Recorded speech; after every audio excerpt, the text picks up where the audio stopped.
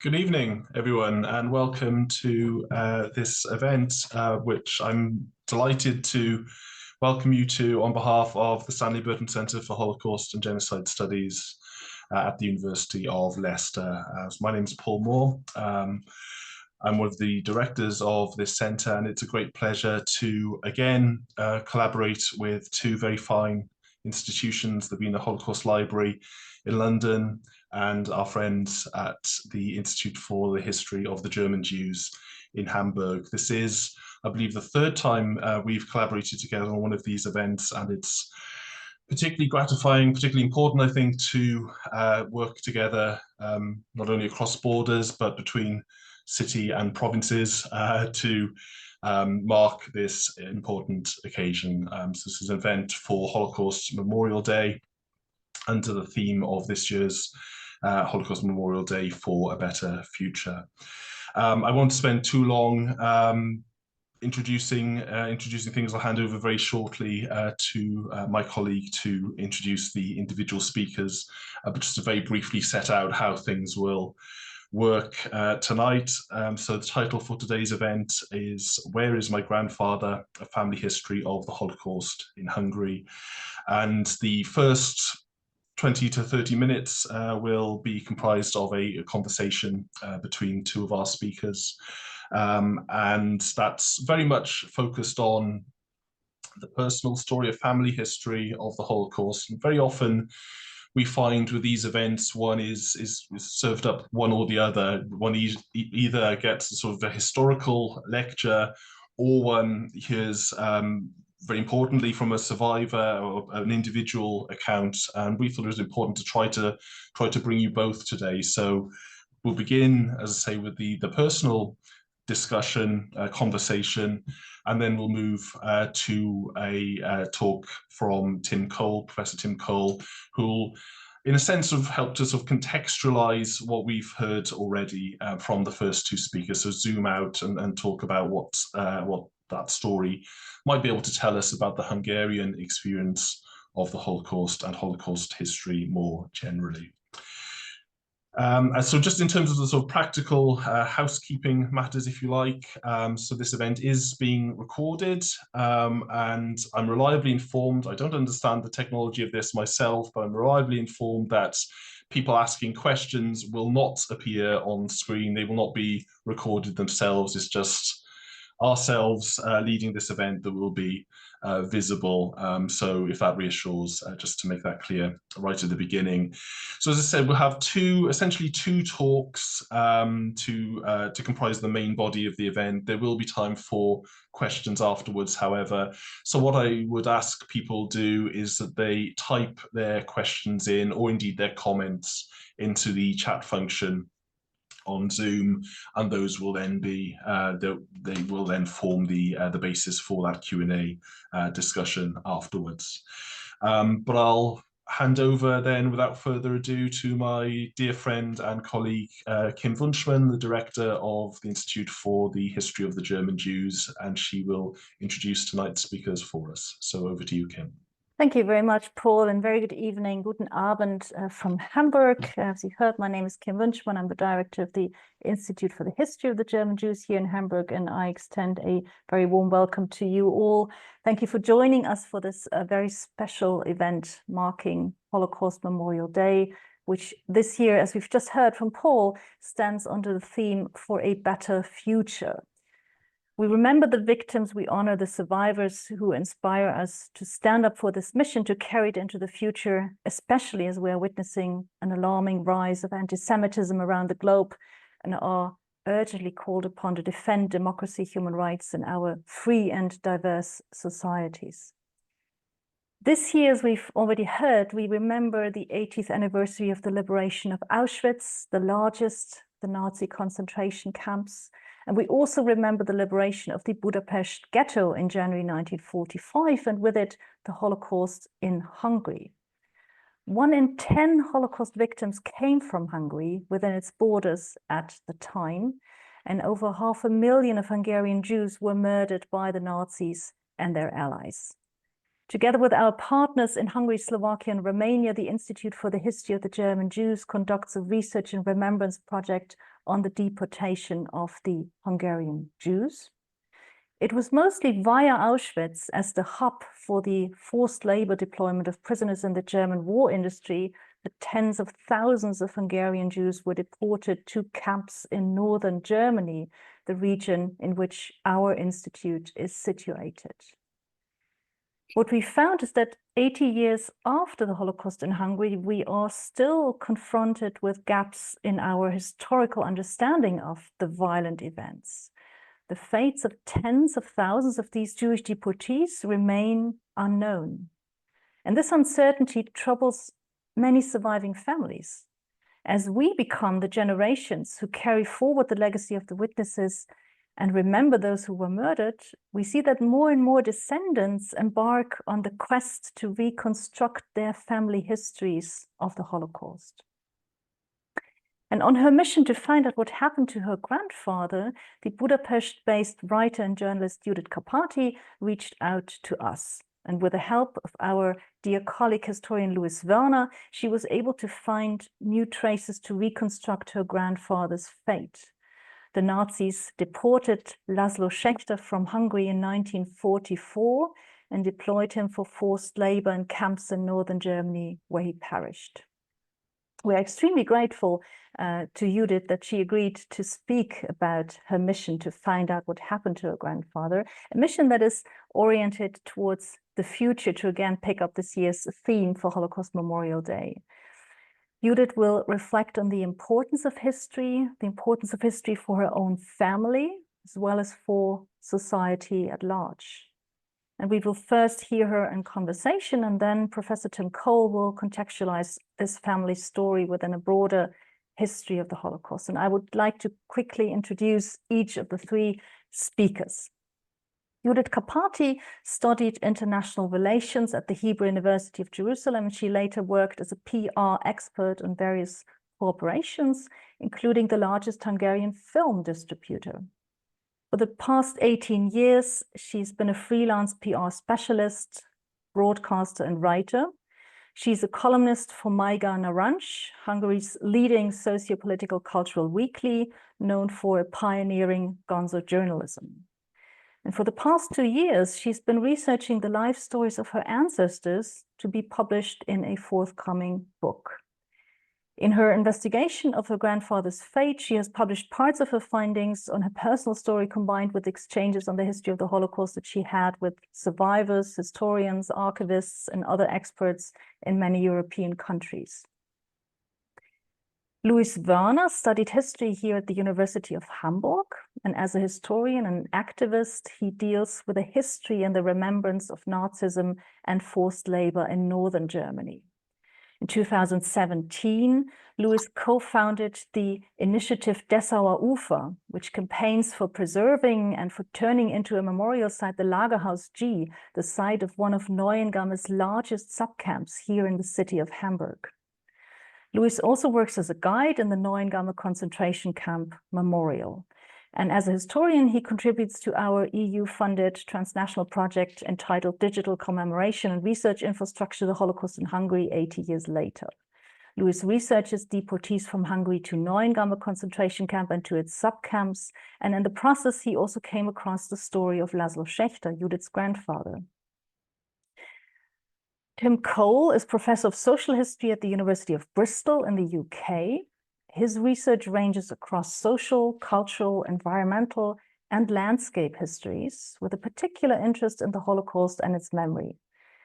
Tim is the author and the editor of a number of books that include a study of the ghettoization in Budapest entitled Holocaust City, published in 2003, a socio-spatial history of the Holocaust in Hungary entitled Traces of the Holocaust, published in 2011, and books on geographies of the Holocaust, published in 2014 and 16. Tim is currently co-writing a book on the role of monuments in democracies, as well as working on digital humanities projects related to the Holocaust and its aftermath.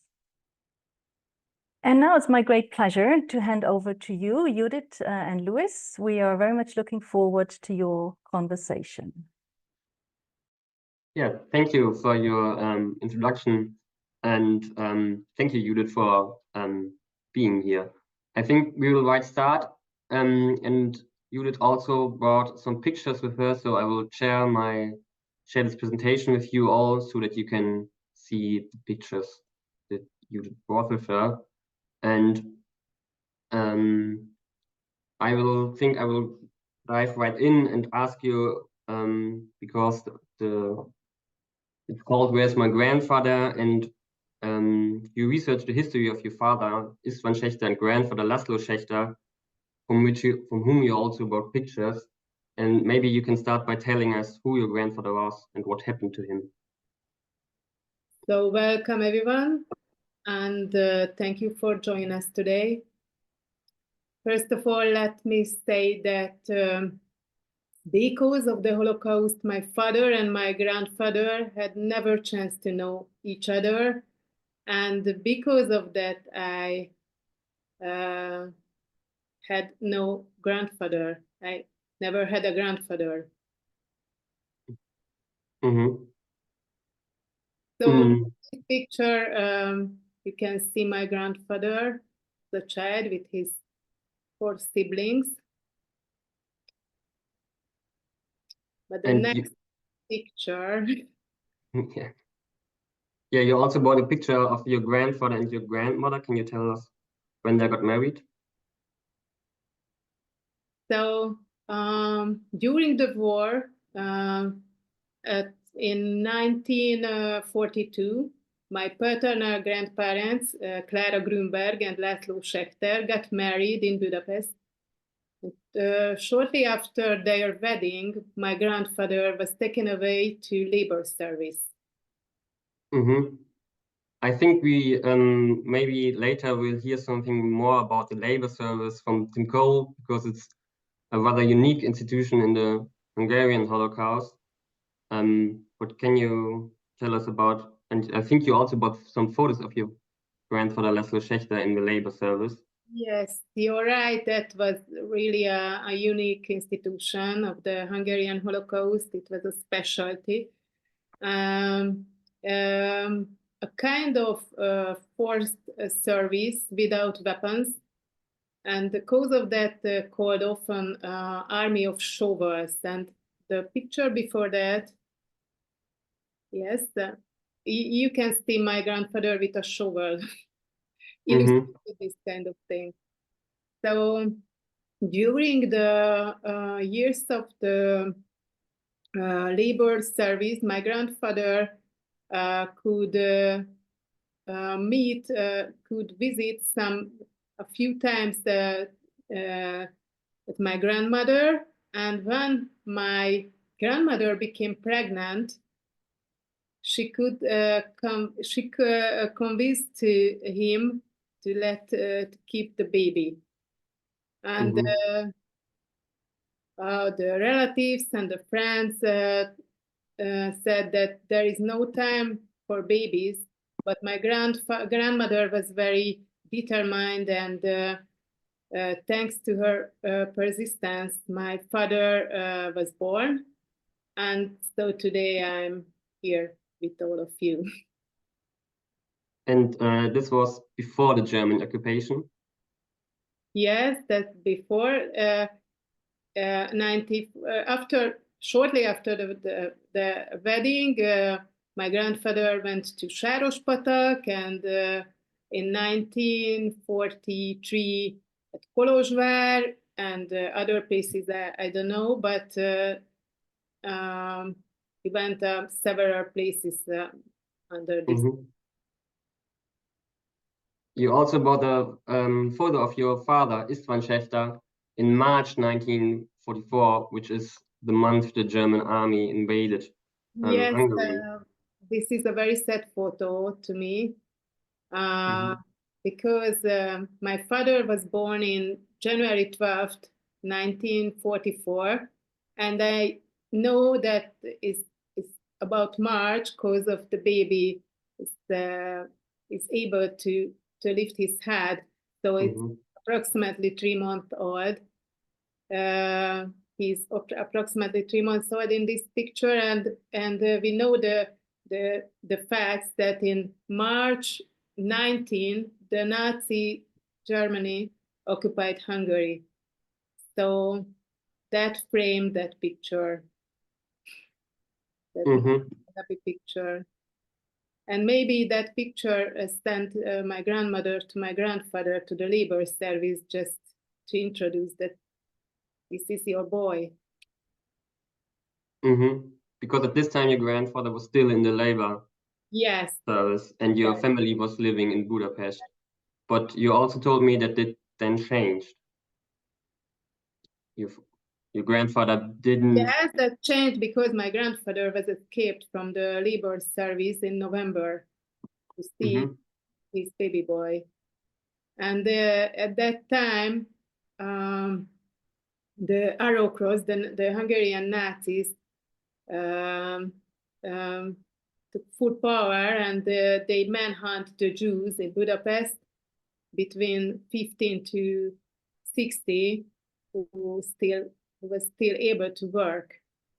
And the janitors, even the janitors were ordered to report the hiding Jews to the authorities. And I don't know who and why and in which circumstances, but informed the janitor of that building. And the next morning, the Arrow Cross took away the whole family. That means that the family, my father and my grandfather and my grandmother was a family just for one night and one day. I think Tim Cole will maybe also be able to later tell us something about the role of janitors in this time. But to get back to your family again, they were arrested by the Arrow Cross. What happened then to your family? Or what happened to your grandfather? By the family oral history, my grandmother and my father were pushed away from the line by a guard, and they saved their lives. But my grandfather deported to Neuengamme in the first days of November, and he arrived there in November 18, and he never returned. In this picture, you can see the number. I know it from my heart. This number.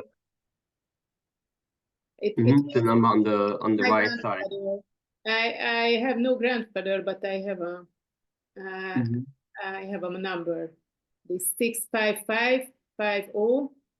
That means my grandfather to me.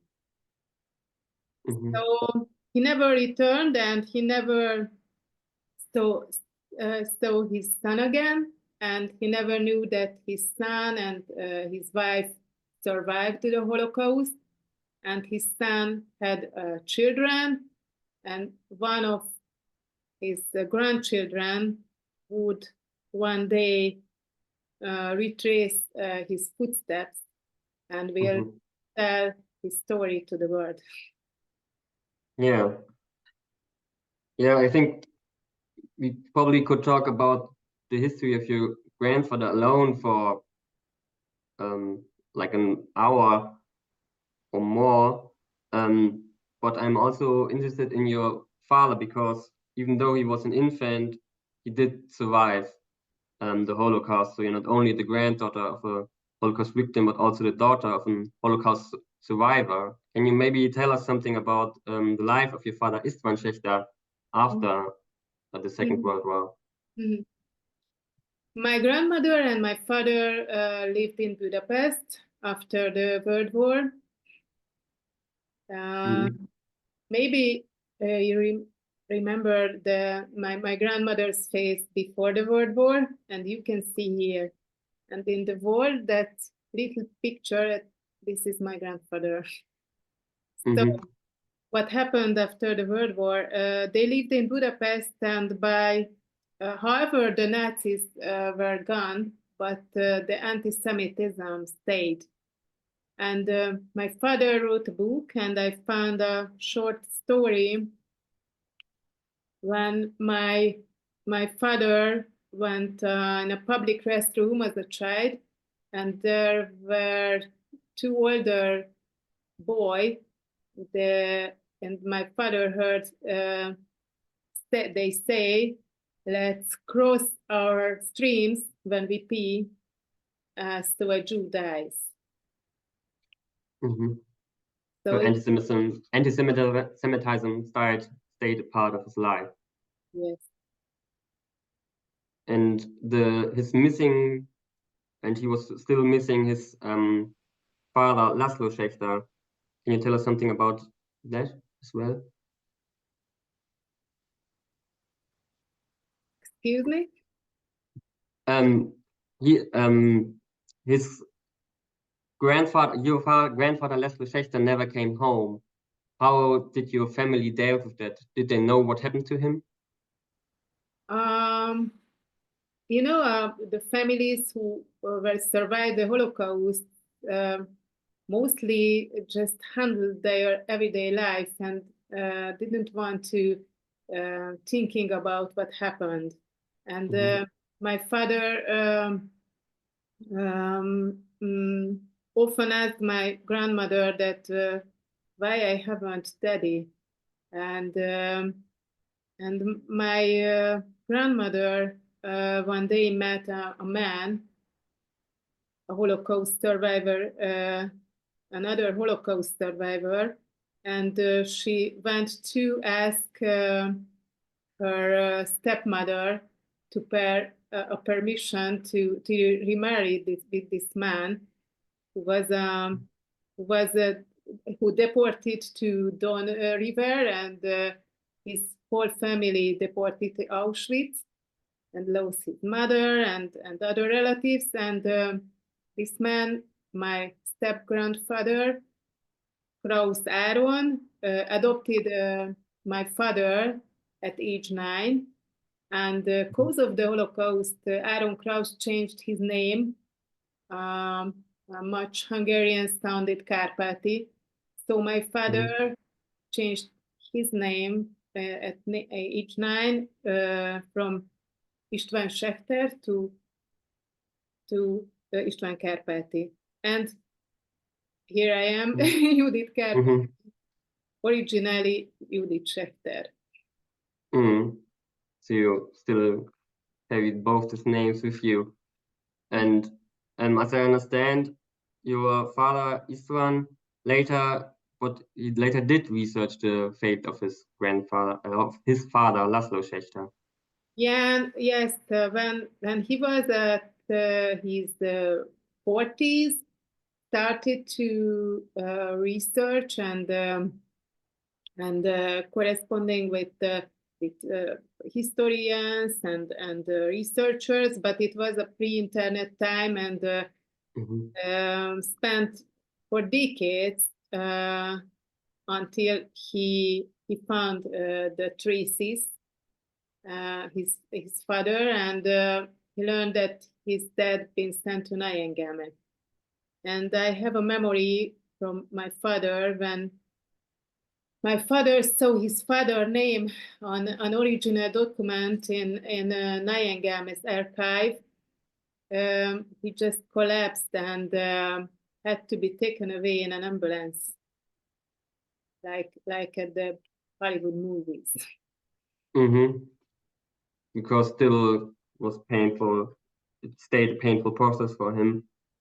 Do you know how he dealt with this history? The same situation when I was in Neuengamme. That's my hand, and it was also shocked to see this list with the names.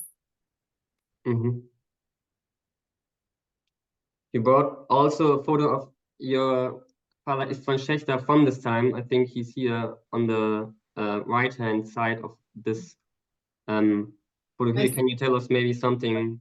Yes, this is my 60 years old father. What happened? So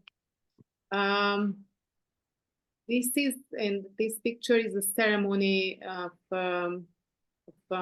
Bremen, because my grandfather became the first Hungarian to be remembered with a stumbling stone in Germany. And the mayor of Bremen, who was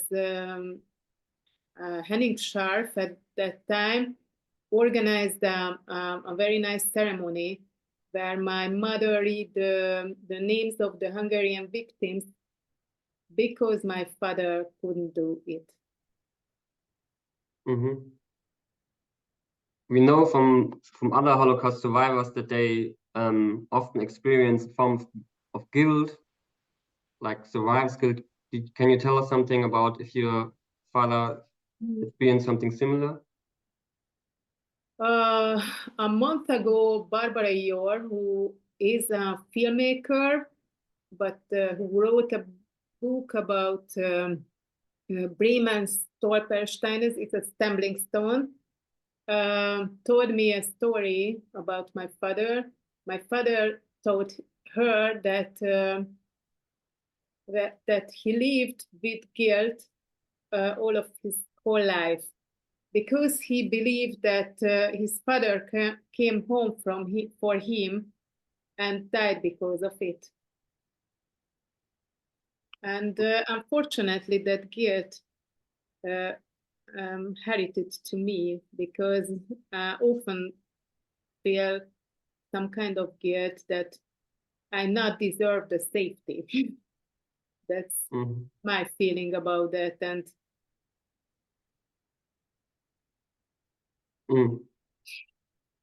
yeah, that's really hard to hear, because of course, and but we also know that some of these traumas did affect following generations.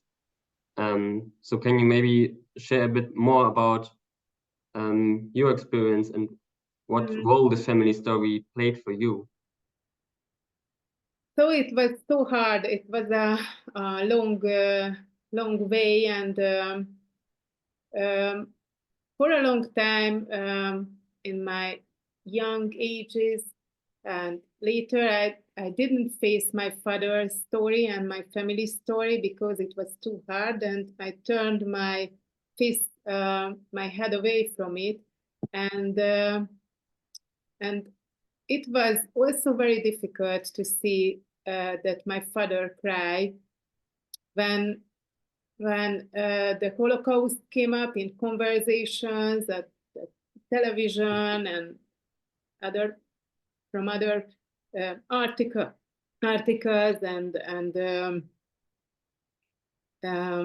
I realized that he would start sobbing. It was awful, always.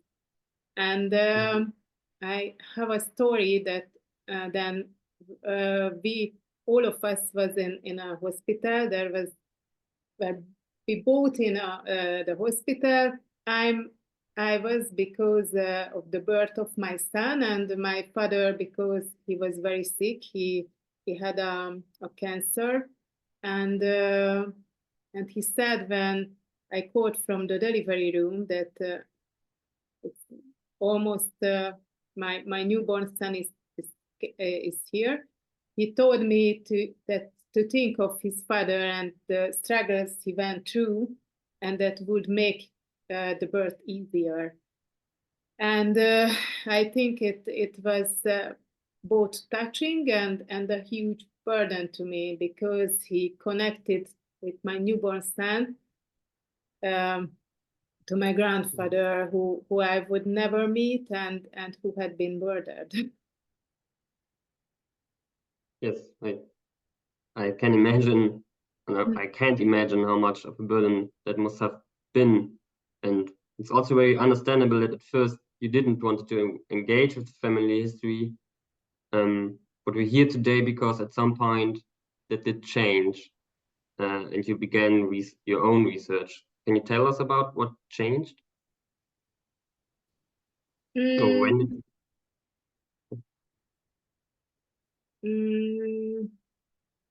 what changed from my father's research? No, when did it? Can you tell us when you began your own research, and when did you start engaging with this history, and how?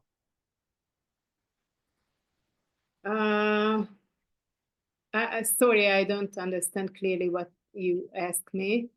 Sorry. At one time, you did start to engage with the history of your murdered grandfather and started your own research. Yes. So, okay, about my research. Mm-hmm. So, one day for 2 years before, I bought a plane ticket to Hamburg, and I went to Neuengamme, and it was the first step.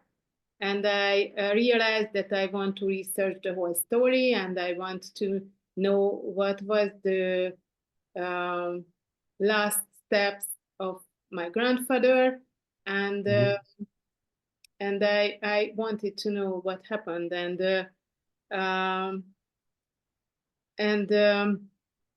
when I started that, I realized that I have to go the places where think what happened, and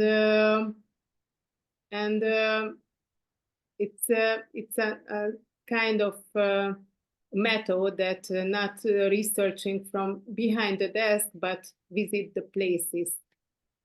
And it's different because just researching from the internet, because I often speak with local people and historians and librarians, and it's a field works.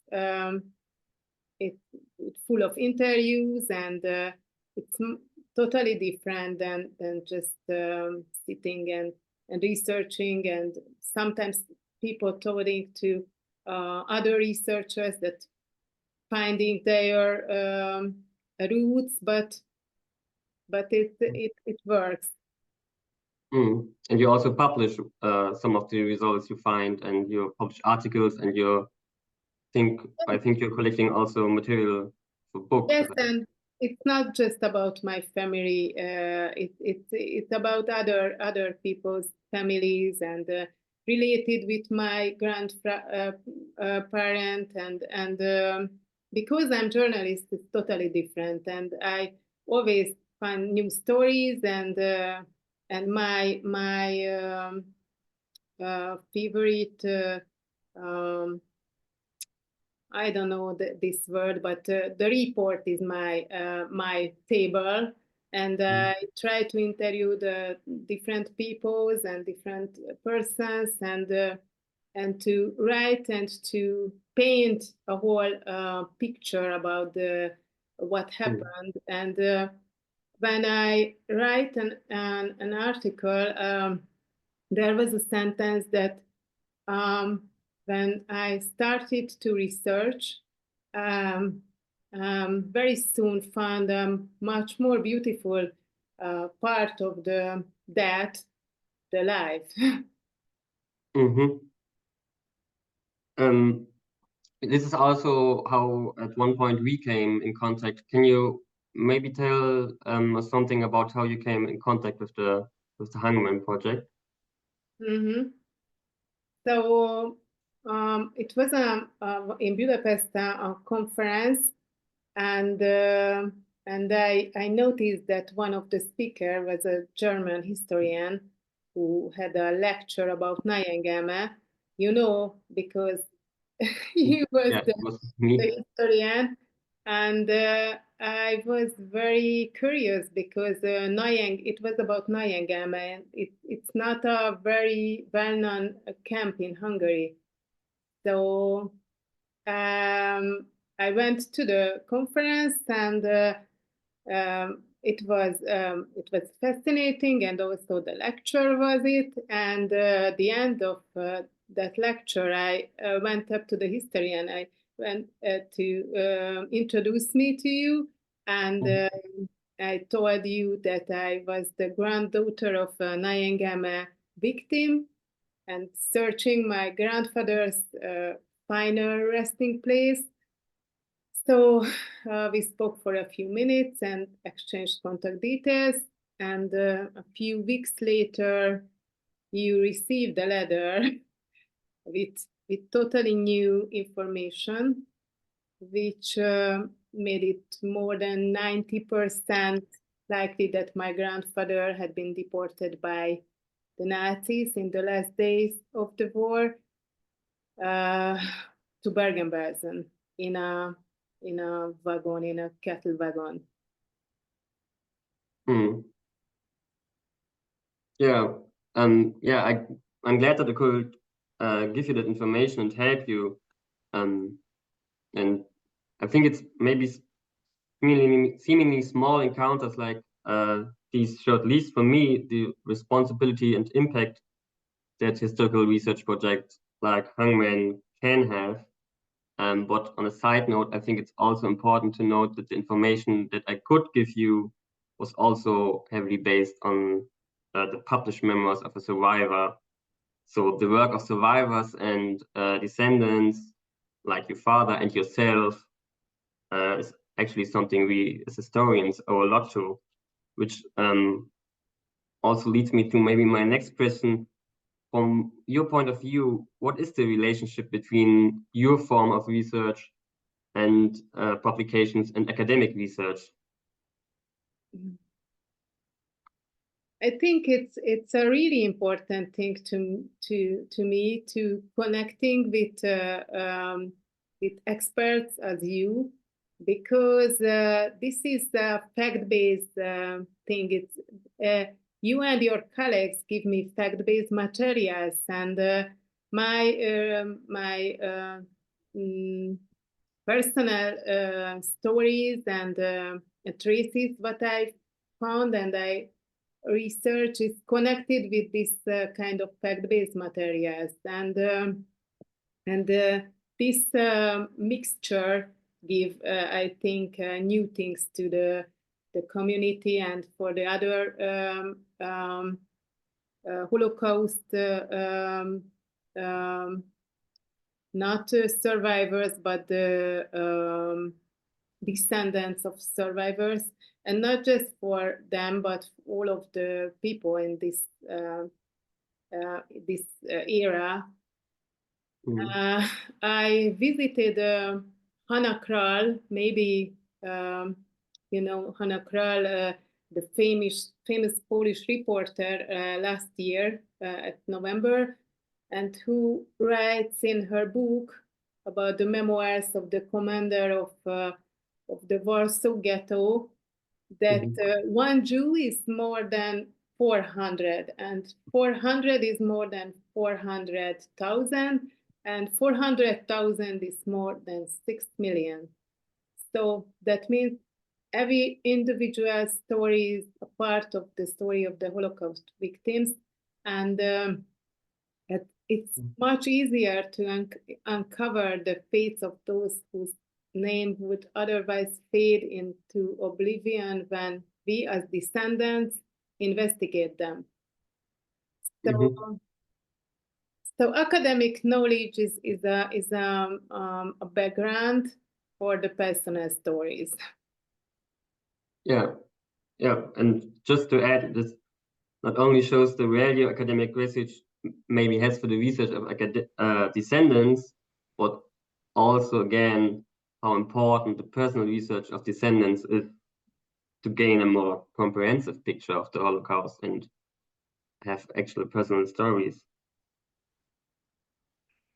So I always have questions. For example, what does it really mean to be a victim?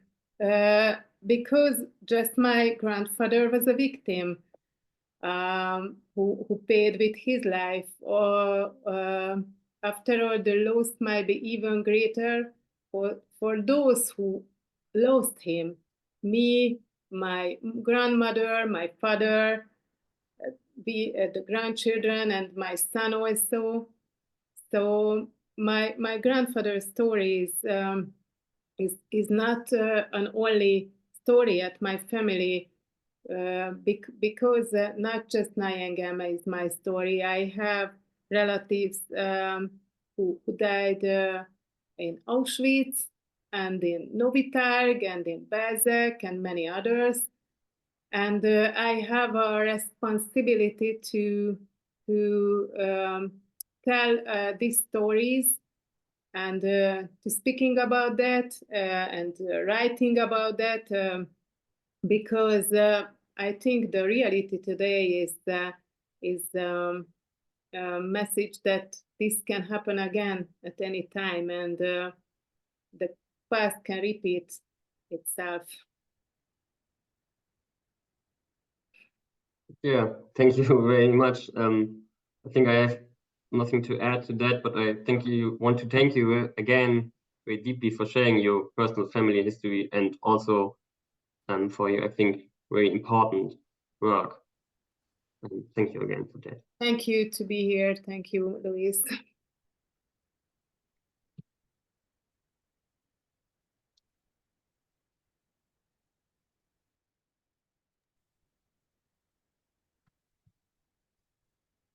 Great. What I wanted to do was maybe just to kind of put a little bit of Judith's grandfather's story and her grandmother's story and her father's story into a sort of wider context.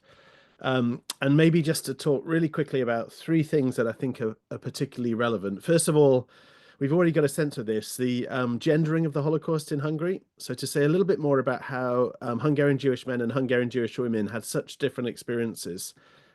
This is true across the Holocaust, but I think it's particularly distinctive in Hungary. Secondly, to say a little bit more about Budapest, and in particular, to say a little bit more about the role of janitors in Hungarian házmesterek, so these caretakers or janitors who were quite literally gatekeepers, often of life and death in Budapest. And Budapest, I think, is an unusual city in terms of the Holocaust. And then I wanted to finish with some work I've been doing more recently, which is to think about the immediate aftermath of the Holocaust and the experience of Judith's grandmother and Judith's father waiting for news of their husband or father. You know, this kind of sense of, you know, the way that therapists talk about this is they talk about the idea of ambiguous loss, when you don't know whether someone is alive or dead yet. Is a state of ambiguous loss. And I want to say a little bit more about that. But maybe first of all, gendering of the Holocaust in Hungary. And I think it is one of the things that's really distinctive in the Hungarian case. We already heard this phrase, Labour Service Battalion, and that Judith mentioned, and Louis said that I'd say a little bit more about it. And it is one thing that's really distinctive about the experience of Jewish men in Hungary. Essentially, what happens is that Hungary allies itself with the Axis powers, so with Nazi Germany. And there's a big debate about when you come into a war like that, what do you do about recruiting men into the military? Do you recruit all men into the military? Do you call up all men into the military? But what do you do about Jewish men? So in a context of Hungary where you've got anti-Semitism, state anti-Semitism, what do you do in 1941 when you enter the war? If you're going to start sending non-Jewish Hungarians to the front, do you also start sending Jewish Hungarians to the front? And so what happens is that the Hungarian state comes up with this solution, in a sense, which is to send Hungarian non-Jewish men to the front as soldiers, and to send Jewish Hungarian men to the front as Labour Service Battalion or Auxiliary Labour Service Battalion members. And essentially they're armed with a shovel rather than a rifle. So what they've got is they've got a spade over their shoulder and they're unarmed, and they're going to dig trenches or earthworks alongside the military, do whatever kind of labouring job needs to be done alongside the Hungarian army.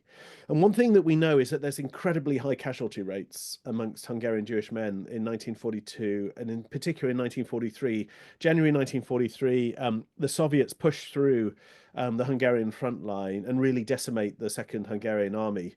The estimates of death rates are that maybe as many as 85% of Hungarian Jewish men in Labour Service battalions in the Second Army died during the war.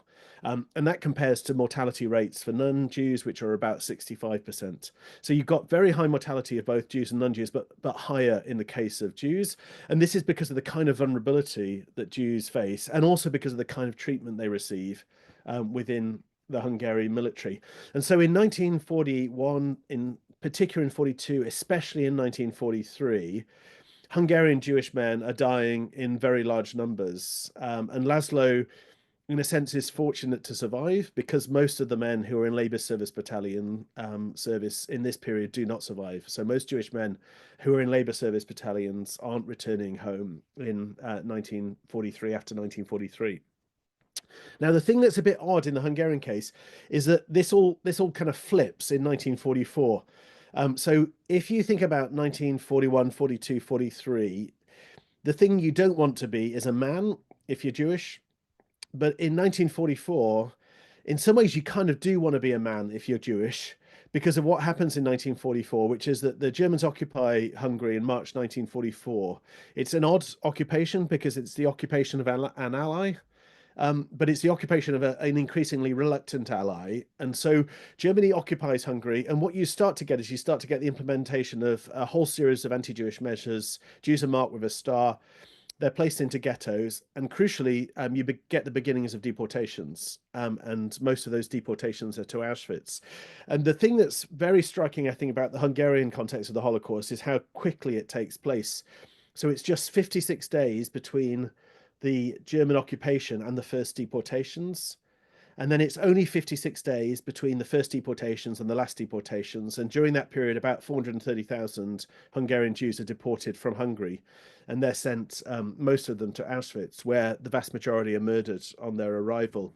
Now, the thing that is striking, I think, and I did a little bit of work on this, looking at some of the Jews in a place called Veszprém in the west of Hungary, is that if you look at who is ending up on those trains, so which Jews are ending up on those trains being sent to Auschwitz, it's essentially three categories of people. It's Jewish women, it's Jewish children, and it's Jewish elderly.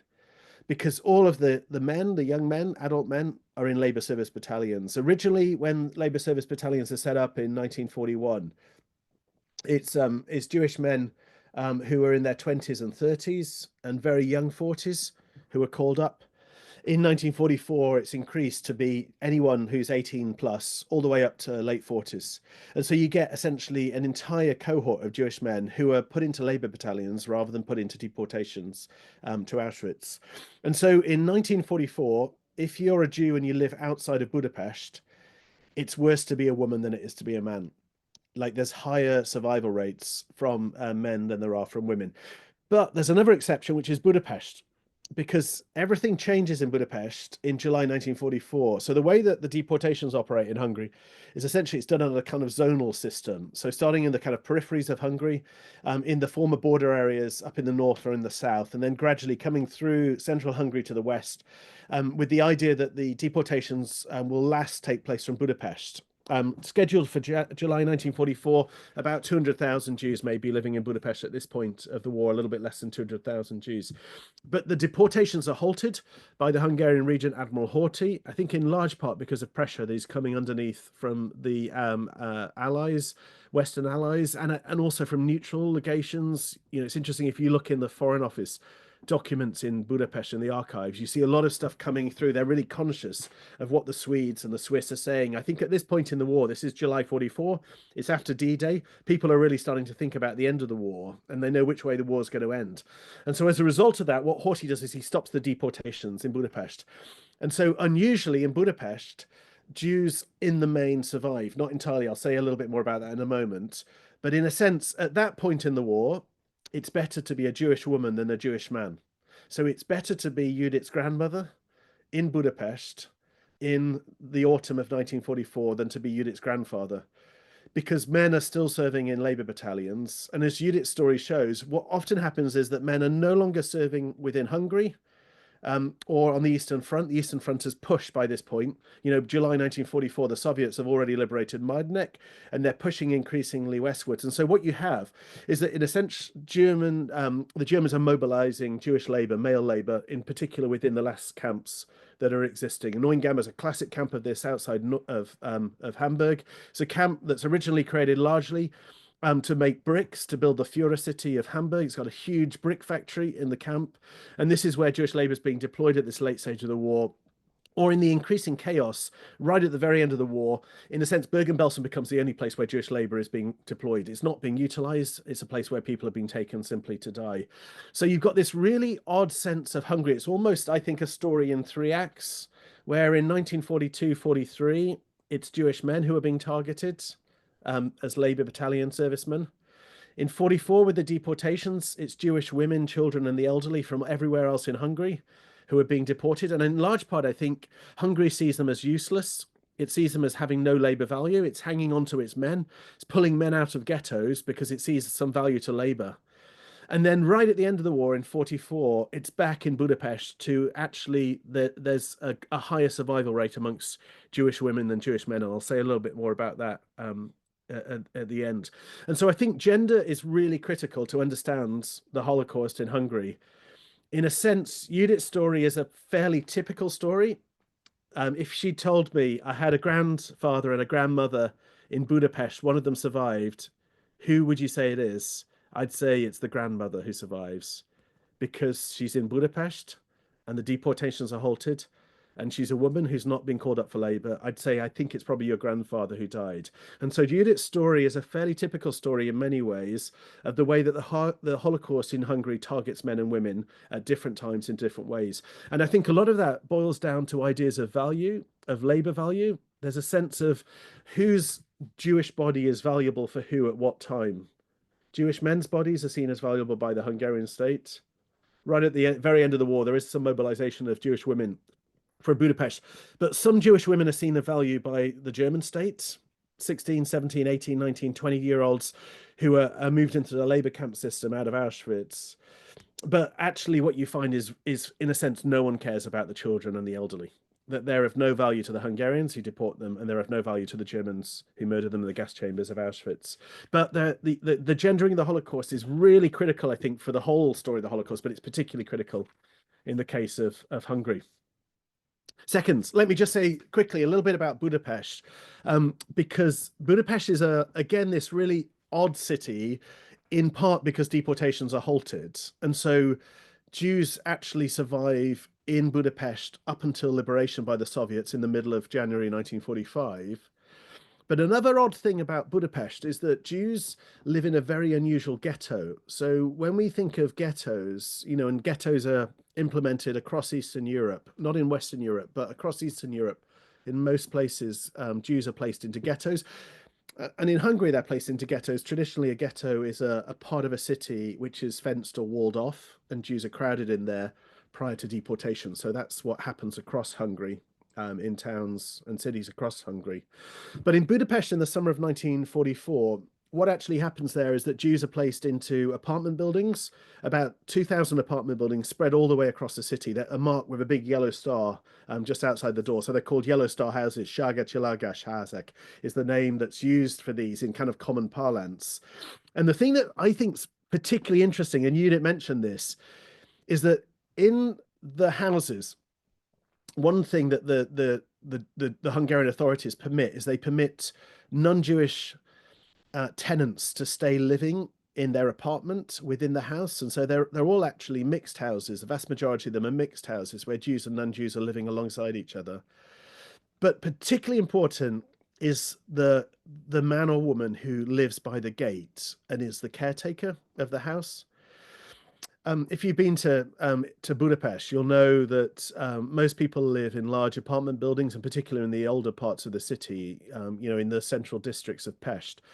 And these are large apartment buildings which has got a big front door, so a big kind of gate, and then you go inside, there's a courtyard, and around are maybe 3 or 4 floors with a staircase and a balcony, an internal balcony, and then the flats off of that facing either onto the street or off to the sides or to the back of the building, and also facing out onto this internal courtyard.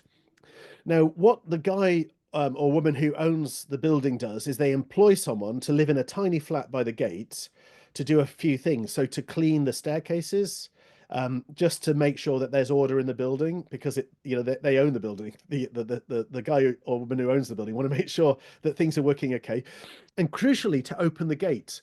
So what happens in these buildings is that you don't have a key to the gate. The gateway traditionally was open during daylight hours and closed at night. At a certain time it would be closed, and if you got home late, from the pub or something, you'd need to kind of ring the bell, like apologize to the caretaker, come into the building, and then you could go up to your flat, and maybe you give them like a few pengo, like a little bit of cash, as a kind of tip, you know, as a sort of thank you for their kindness. One of my former students, a guy called Istvan Adam, he's written about this, really great book on these janitors. And what he points to is that during the context of the war, the person who opened the gate was suddenly, in a sense, the most important person as to whether you lived or died.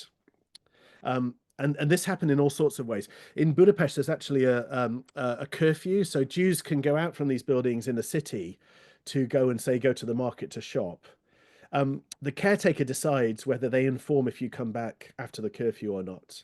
And one thing that Istvan points out is that the tipping system grows in value during the war. Like, when does a tip become a bribe, or when does a bribe become a kind of source of enrichment? That rather than just paying a few pengo, you have to pay a lot of money to keep the janitor on your side. Or in Judith's case, one of the things that happens in Budapest, and again, this is one of the complexities of the Hungarian Holocaust, is that the kind of pre-war Hungarian state is in existence until October 1944. And then you get, when Hungary tries to pull out of the war, you get essentially a Nazi puppet state. The Arrow Cross, Nyílás Party, the Hungarian native fascist party, who come into power.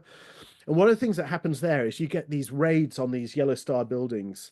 And if an Arrow Cross group come and raid a building, in a sense, the janitor is the crucial person who decides whether they allow them in, and who they say is Jewish in the building, and whether they allow someone to hide or whether they allow someone to escape. And so these janitors play this kind of critical role, I think, in Budapest in the second half of 1944. They really are the difference between life and death. And just one thing that, you know, has always struck me about them is that I think it made a huge difference as to whether you were a pre-war tenant or a post, or only became a tenant in 1944. So if you think about ghettoization, essentially what ghettoization means across Eastern Europe is it means taking large numbers of Jews and forcing them into increasingly smaller living places. And so most of those that are arriving in Yellow Star buildings are people who haven't lived there before the war. If you've lived there before the war, you've got a relationship with the Hausbester, with the janitor. Like, you've got several years. You know them by name, they know you. Maybe they're someone who, if you increase tipping, maybe they'll look after you a little bit more. If you've just arrived there in June or July 1944, you have no relationship. In a sense, I think it's a very different situation. And one thing that Jews really talk about is that those social networks could be critical in ensuring survival. And one of the things that I think is interesting about Istvan's work is that he finds that it's not as simple as saying some janitors helped and some janitors harmed. Actually, some janitors helped some people in their house and harmed some people in their house. And a lot of that was based on pre-war social relations. And at that micro scale, I think, of individual buildings, there's these people who are playing this kind of critical life and death role. And you see that very much with Judith's grandfather and grandmother's story, that the janitor plays a critical role in deciding whether these Jews are to be given over to the Arrow Cross or not at this point in the war. Just final thought is really on what happens in the post-war city. And I think one thing that I've been doing recently with a colleague of mine called Alberto Giordano is doing some work with digital humanities methods to try and think about how many Jews were there living in Budapest who were like Judith's grandmother or like Judith's dad. So living in this state of ambiguous loss in the city in 1945. And one of the things that helps here is that we have an incredible source, which is this book. It's called Counted Remnant. It's a survey taken of Jews living in Budapest in the summer of 1945 by a whole set of Jewish organizations. And it contains over 70,000 names, because a very large number of Jews survive in Budapest because of the reasons I've just spelt out, you know, because deportations are halted there. Mainly the majority names of women. One of the things that we started to do was we started to work with the niceties of the Hungarian language, not to get too technical, but if you marry in Hungarian tradition, then you assume the name of your husband in a kind of full way. So if you're Kárpáti László, you become Kárpáti László Ney. So literally the wife of Kárpáti László. And so this linguistic clue means that using digital humanities techniques, we can look through that source of 70,000 and we can work out who are the men who are missing.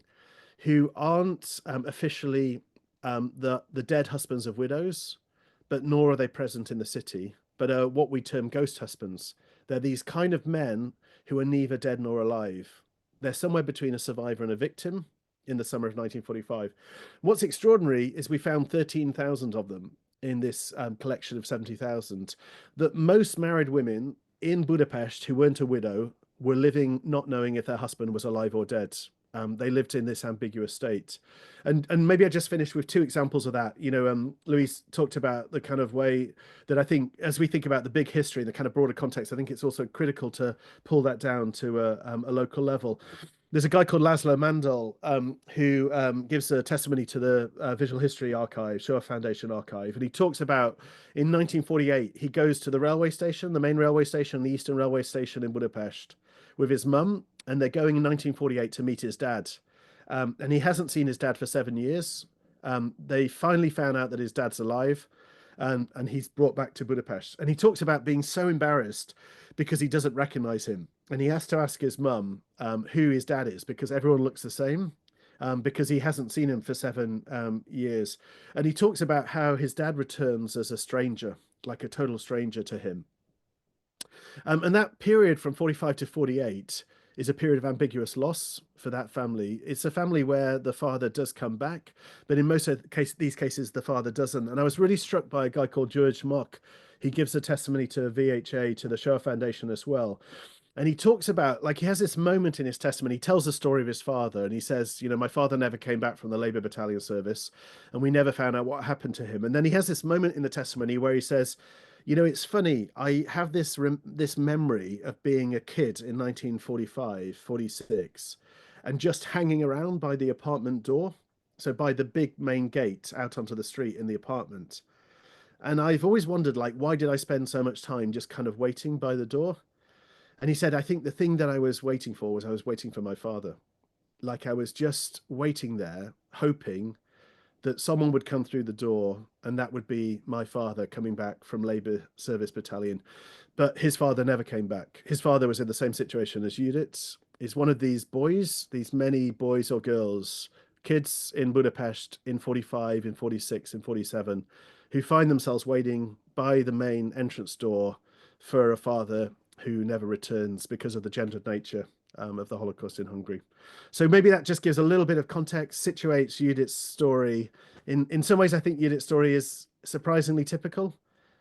It really reflects in many ways, I think, a lot of what happens to Hungarian Jews in general, but also to Budapest Jews in particular.